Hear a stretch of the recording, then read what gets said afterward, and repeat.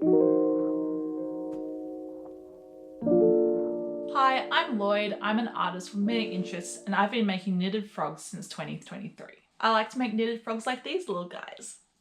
What I'm going to talk about today is the history of me making knitted frogs, my current frogs, what have changed over time, and my future plans. So for me, I discovered these frogs over on Instagram a few years ago and thought, oh, I want to make one of those. I wasn't sure if I would be able to because I didn't know if the design was available and stuff, but then I found the pattern through Dot Pebbles Knits and decided I really wanted to give them a go. So my first frog was completed on the 9th of April 2023 and I was using things like leftover sock yarn, pipe cleaners, some clip-on eye things that I had, and the only thing I actually bought was the white yarn to make the belly, which is still the white yarn I use today. After my initial frogs, I made about 10 of them. I had a bit of a break between 2024 and 2025 and then just started making them again in February this year. I'm not sure why I had a break, but I think it might have been because I started my jumper in February last year, and then I also had 2 commission requests earlier this year, which is what got me back into making them. About these 2 frogs and the other frogs I made in February.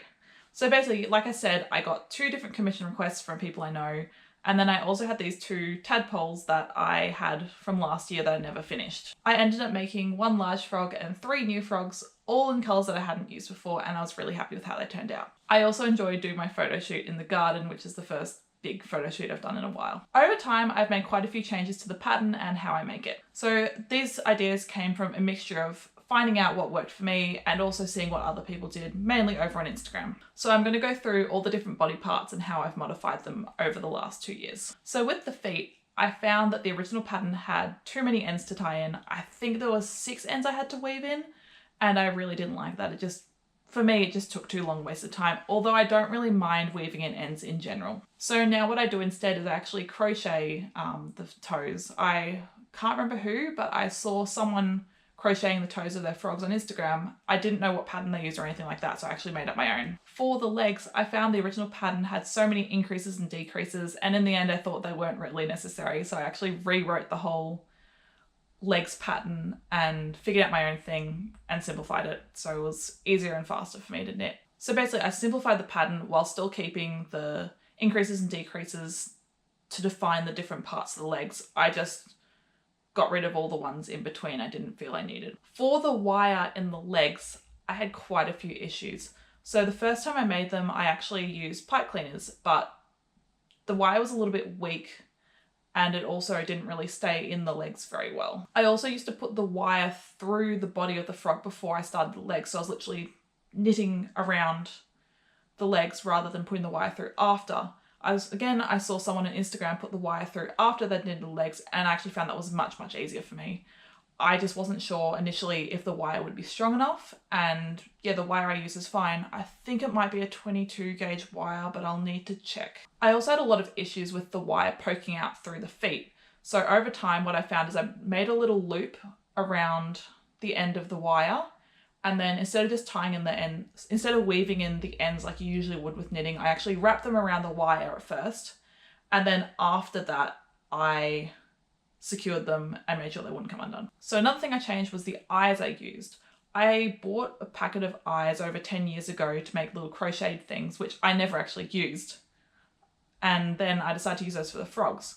But then after making those, I was like, oh, I really want to do different colors. I don't like the color range that is offered. Like I was getting them from Spotlight, so there weren't many options. So what I ended up doing is I figured out, hey, you can paint the back of the eyes and therefore have any color you want. And you can even do like glitter and stuff, which I've seen some people do with different craft eyes. And from there, I ended up buying some clear eyes. I now paint the back of them. I've also changed the size of eyes that I use from the original frogs, but that wasn't on purpose. That was actually an accident because I just estimated the size of my old eyes because I didn't have the packaging anymore, and then tried to get the same size. They ended up being, I think, 1 millimeter smaller, but I actually prefer the smaller eyes now that I've gotten used to them. With the big frogs, I've just used the amber ones because that's probably my favorite color for the eyes. I just really like the orange. Although I'm not an orange person in general, I think it just works well because my favorite color is blue. So then I use the complementary color, which is how I choose the color of the eyes usually. So for the size, I do not use the yarn recommendations shown in the pattern. When I made my original frog, because I was using leftover sock yarn, so 4-ply yarn, and I had, I think it was 2.25 millimeter double pointed needles. That's what I had, so that's what I used, and it turned out very well. But then I decided I wanted to do a larger one because I was gifted some 8-ply yarn as well, which I then wanted to make in a frog to thank that person. So I did that, and I think I got 3.25 millimeter double pointed needles, which I bought specifically for that purpose, and then more white yarn. And now I make big frogs as well. Overall with the body though, I have not changed the pattern at all. I've kept it exactly how it's written. There was one issue I came across though, which I only discovered like a year ago now, just after I stopped making those frogs, and before I started again this time, is I used to purl wrong. I used to twist my purl stitches all the time, and I didn't notice for over a year, maybe a year and a half since I started knitting. The reason this happened is I used to do a different style of knitting. So when I say I started knitting in 2022, that's when I started actually learning and taking it more seriously. As a child, I knew how to do a knit and a purl stitch, but I was taught by my mum, who was taught by her mum, which used a different method of knitting to the like standard English style, which is what I do now. So when I went from, I think it was called combination knitting, I found it in a book sometime.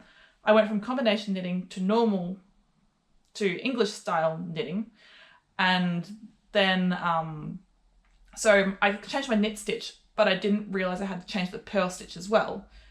So I knitted in English style, purled in the combination style, and they were not compatible. So it would mean that one of them was twisted. And this actually caused issues in my very first pair of socks.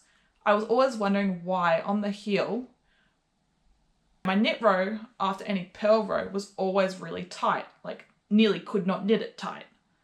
So then, yeah, I eventually figured it out when I went to go make my jumper, and I think it was after reading a book I figured it out. I'll try and figure out what the book was called. So as for my future plans, I do plan to keep making these frogs, and I also want to try a lot of other patterns by Dot Pebbles Knits and other designers. So I want to test all my different coloured yarns, which I actually have listed on my website. I haven't tried them all yet. I really want to. The other patterns I really want to try is the Newt pattern and the Chameleon pattern, both by Dot Pebbles Knits, and also the Froggy Jumper pattern.